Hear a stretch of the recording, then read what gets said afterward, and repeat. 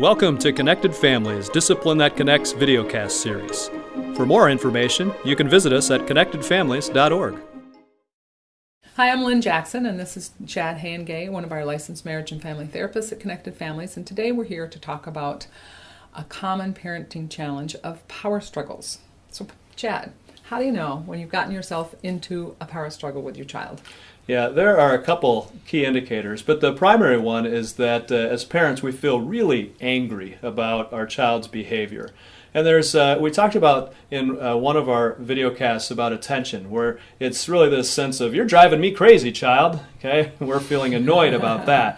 But when we're talking about power, it's more this sense of, you're going to do what I say, and we're trying to control that behavior. Yeah, I can remember some thoughts about that. Yeah, it's like I've got a goal, but it gets blocked by my child's opposing goal, so we both end up feeling angry because anger is about a blocked goal. Got it. Okay, that makes sense. So what can we do about that practically? Well, I think there's a recognition that we all, as adults and kids, need to have some sense of power and control in our lives. And as parents, we recognize that there's healthy control and that there's hurtful control or hurtful power. And what we want to do is help our kids get set up to be in that healthy kinds of power. Sure, because if they don't, then and they have no sense of personal power in life, they're more subject to bullying and other intimidation by people and just being controlled in an unhealthy way. So giving our child healthy power is really a significant gift to them as well. Yes, so absolutely. some practical examples of that. Well, we had a practical example with our 2-year-old, our youngest. When she was 2, would never want to go to bed. And my wife and I would have these kind of looks at each other at bedtime. It's like, it's your turn tonight, right? We don't want to do this. And out of some exasperation, my wife said to my 2-year-old at the time, sweetheart, it's time to go to bed. Do you want to ride on my back? Should I carry you? Or do you want to walk?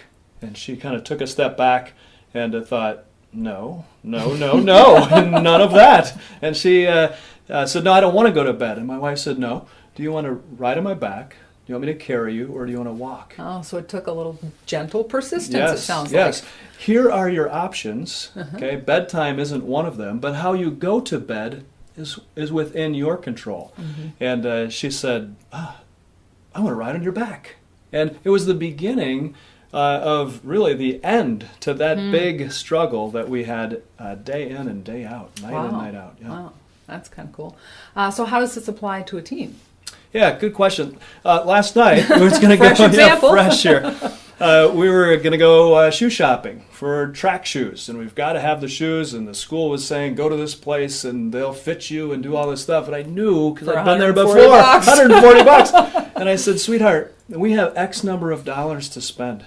And if you would like to go to this shoe store, I'd be happy to do that, but I'm only paying so much, and here's the dollar amount.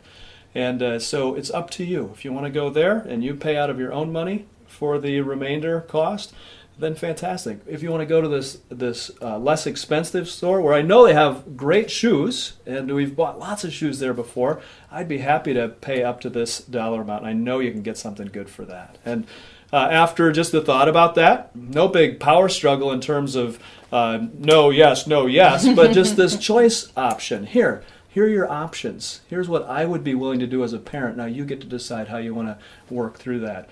She decided we're going to go to the less expensive shoe store and was very happy with the shoes that she found.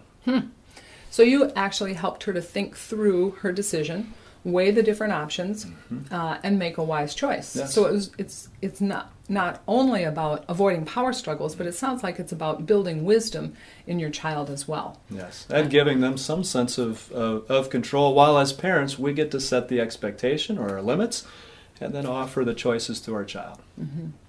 So as parents, we can feel good about helping our child sort through their options, think carefully about that, and make a wise choice within the boundaries that we set. And this really does remind us of God the Father, who doesn't allow certain things to happen, but within his permissive will, he allows us to make choices and then guides us through that. So have a great day, and thanks for joining us.